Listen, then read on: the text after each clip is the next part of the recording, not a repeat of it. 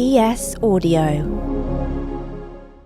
From the Evening Standard in London, I'm John Weeks, and this is The Leader. 5, 4, 3, 2, 1, let's go! At 2 p.m, Sunday the 2nd of July, the queue for Wimbledon 2023 was officially opened, for some reason, by Love Island 2017 winner Kem Ketinay. After a night of placeholding, over 6,200 non-ticket holders were in the queue by 8 a.m. on Monday morning as tennis mega fans tried to secure their place at the biggest tennis tournament in the UK calendar. On day one, home fans will have 6 British players to cheer for, and later in the tournament, Andy Murray will be hoping to have some success off the back of winning the Lexus Surbiton Trophy just a few weeks ago for the first time.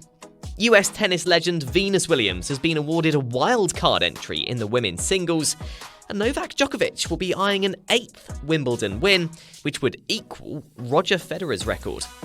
Our news reporter Lizzie Edmonds, who spoke with some of those late-night queuers, joins me now from Wimbledon. So Lizzie, can you just describe for us what the queue was like, what the mood was like among the people in it early this morning after a long night of effectively just waiting? So actually the first people in the queue had been there since Saturday. So it was actually 2 nights that they had been camped out at Wimbledon Park, which is a kind of green space that's a stone's throw from the All England Club, which is where the championships takes place. The mood was very jolly, very happy. It's a lovely morning. It's sunny. It's not too warm. It's not raining. So everyone was in very good spirits. People right at the front of the queue secured centre court tickets. So we're seeing people like Venus Williams and Novak Djokovic play. So they were all delighted. And then people who managed to get grounds pass and kind of court 1 and the slightly smaller courts had the chance to see lots of people, lots of Brit players playing today, the likes of Dan Evans, we've got Harriet Dart, we've got Katie Swan, all playing today. So everyone was very excited. There was a real good mood in the air. I think everyone was very excited for Wimbledon to be kicking off again. And I understand there were more than 6,000 people actually in the queue by 8 o'clock this morning. Can you just give us an idea of the scale of this queue and how exactly it's managed? So it's basically a kind of very elaborate snaking line. So the first people start at one point in this big field and then they just queue up one behind the other, backwards and forwards, up and down Wimbledon Park. And then, so some people have been here, as I said, for a couple of days. Some people arrive in the early hours of the morning and they just keep joining the back of the line. And then at some point in the early hours of the morning, officials go along and give them their tickets. So, you know, they'll have X amount of tickets for centre court that day. So the first, I think, say it's, 100, get that. And then it will go down to court 1 and then down and down and down to grounds passes, which are passes that you get and you don't get access to any of the major courts, but you can kind of be here for the day, or the smaller courts are open for you to enjoy. So it's huge, it's enormous. And this morning there were people queuing to get into the queue all the way down kind of the road that runs from Southfield Station down to the All England Club. And that was it. I got there at 6ish and it was quite busy. It was the busiest that I've seen it in quite a while. This is my 5th or 6th Wimbledon. And yeah, it was busy. It's a big operation. So how does the ticketing system work for Wimbledon? Because I imagine everyone who goes doesn't have to queue overnight. Can people still get tickets now, and how does it work? So, like any big sporting event, earlier in the year, I think actually towards the end of last year, general tickets, you go into a ballot, so you apply, and then you will be given, if you're lucky, you'll be given tickets through the ballot. So that will be everything from finals, men's singles finals on centre court, through to kind of day one tickets that you join the ballot for. People would have had those in their inboxes for a number of months. However, some people aren't as lucky, so they decide to come down and join the queue. Now, some people actually enjoy the queue so much that they just come and do the queue. That's how they like to do Wimbledon. So yeah, it's a kind of 2-tier system. I'm sure you could still find tickets available on various places of the internet, but the official way of getting them is through the ballot or in the queue. And I understand at the very front of the queue were the Barkers, Julia, Nikki and Dan. What were they saying about getting the prized spots at the front? And did you get a sense of how hardcore tennis fans they actually were? Oh, they are huge tennis fans. So this isn't their first rodeo when it comes to the queue. This is their first time at the front on day one. I think they said that they'd done the queue 3 or 4 times before.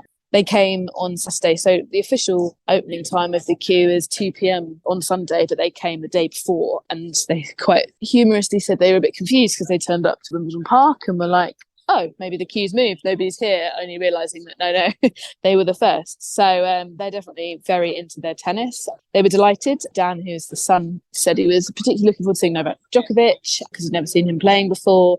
And they might even, they said, stay around. So it's quite common for people to finish their day at Wimbledon and then go and get back in the queue they could either join for the next day. This family could join the queue for Wednesday and maybe be back on centre court again. So yeah, they might well do that, they said. So they're keen tennis players.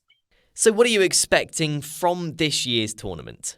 I think this year is going to be a good one. I think we've got a lot of British talent. We've got Andy back, and he obviously always gains a lot of attention. Very sadly, we don't have Emma Raducanu this year. She's injured, and obviously she has a lot of interest following her. She's apparently due today to sit on centre court. So we'll hopefully see her knocking about.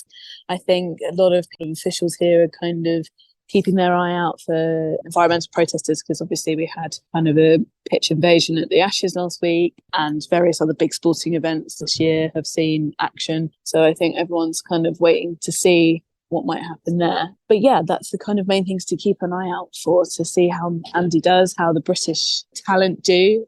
Number one's Cameron Norrie and Katie Boulter.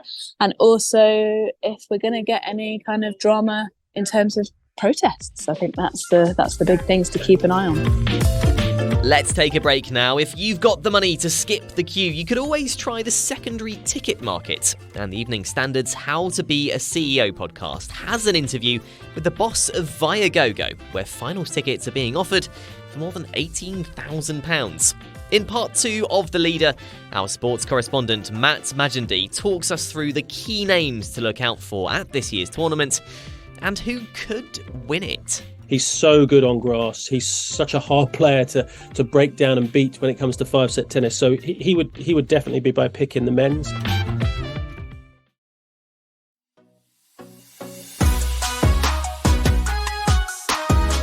Matt Majendie, our sports correspondent, joins me now from Wimbledon. So Matt, can you just give us an idea of what you are expecting from this year's tournament? Any new blood threatening the champs, or will we see the usual names at the top? It's funny, you can never fully know what to expect from Wimbledon because it always throws up some curveballs. But going into it, if you were to look at the men's singles, you would think that Novak Djokovic is about as strong a favourite as there can be. He's not lost on centre court since 2013. He's lost elsewhere. He's going for a 5th straight Wimbledon title, his 8th in all, 24th Grand Slam, and he's looking in great form. A French Open, clay is perhaps his weakest surface, if you can say he has a weak surface, and he won that. Now, the exciting part is Carlos Alcaraz. Djokovic beat him in the semi-finals of the French Open, where Carlos Alcaraz sort of got broken down and cramped badly. Now, this guy's a 20-year-old. I think he's played 11 or 12 matches on grass only, and he's already won Queens. So he won the Queens warm-up tournament. He arrived in England, said, I've got no expectations on grass. I don't know how to move on it. And then he decided to watch videos of Andy Murray and Roger Federer moving on grass, and suddenly he goes off and wins the titles. So there's a lot of excitement about what Alcaraz could possibly do, a bit like when Nadal couldn't play on grass when he was younger and suddenly mastered it and won 2 titles. So Alcaraz looks the biggest threat to Djokovic. In theory, they won't meet until the final, but who knows what the next 2 weeks has in store. That's it. And there's often 1 or 2 new young tennis players hoping to do well, whether it's the men's or the women's. When it comes to Wimbledon, who's been tipped to disrupt the event this year? I mean, it's difficult to know because if you look at the men's side, it seems like Djokovic clear favourite, then Alcaraz. There's some other very good players on grass. So we saw British-wise, Cameron Norrie had a good run to the semi-finals, and Andy Murray has hopes of doing well. It's in the women's where I feel there could be more disruption in the singles, because you've got Iga Swiatek, who's the world's best player, number one, but she's suffered from a stomach bug and hasn't quite found her feet on grass yet in her career. So I feel there's so many different players that could win on the women's side. You've got Elena Rybakina, who was the defending champion, but she's had her own virus. You've got Arina Sabalenka from Belarus, who won the Australian Open, looks a good one. I'm quite liking some of the younger players. Coco Gauff is a very exciting player who's done well, sort of made her breakthrough here when she was, I think, only 15 years old, got through to the fourth round or something. Now, she'd struggled a bit. I fancy her game on grass. She hits the ball very hard, aggressive. If she can get into a good run, I'm quite excited to see what she could potentially do. Obviously, we know we won't be seeing Emma Raducanu playing, at least at Wimbledon this year. How big a miss is that going to be for British fans? Yeah, I mean, it's massive. She is unbelievable. The level of her appeal. Every story we write gets more reads than most things. Like, she just has that lure because people bought into her sort of fairy tale US Open win. Everyone was very excited about it.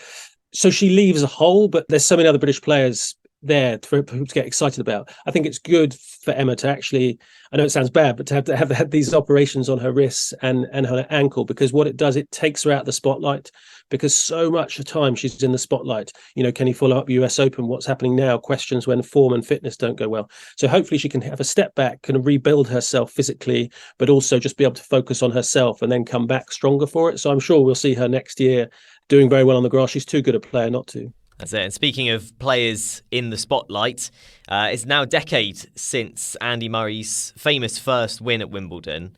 What are we expecting from him this year? Who knows is the honest answer. He loves the grass. He's one of the best players on grass. He's a nightmare draw for anyone to have, because while he's 36 and he's got a replacement hip in there, he still moves incredibly well on the grass, which is a hard thing to master. So much of it is about movement. If you can master the movement on court, that's a big deal. He seems to be moving very well and serving very well. He won 2 tournaments in the lead up, and that was in Surbiton and Nottingham. Now, admittedly, they're called what's called the Challenger Tour events, so they're a level below the main tour. So he was playing players sort of 70s, 80s in the world. So there's a bit of a difference between that and taking on a Djokovic or an Alcaraz. But with Murray, you never say never, because he's produced so many amazing moments on centre court, and I'm very excited. He'll be playing again tomorrow. Very sweetly, he said he's asked for earlier play times so he can get home to say goodnight to his kids before bedtime. But I think he'll probably end up being the evening matches, because that's the one everyone wants to watch on the BBC. Putting your name on the line here, Matt, if I was to ask you who's going to win Wimbledon 2023, have you got any form of answer for me? Is that something you can predict, or you've got any sort of thoughts on? This is a very unoriginal answer, but I would have to go for Djokovic. He's just so good when it comes to the Grand Slams. He's so good on grass. He's such a hard player to break down and beat when it comes to 5-set tennis. So he would definitely be my pick in the men's. As for in the women's, I possibly go for Sabalenka. She's looked very good. She's had a very good year. Hasn't had the sort of disrupted build-up like other players. So I think Djokovic and Sabalenka would be my 2 singles picks at this stage. Pick up the Evening Standard newspaper for more news, interviews and analysis, or head to standard.co.uk. That's The Leader. Thanks for listening. We're back tomorrow afternoon at 4 o'clock.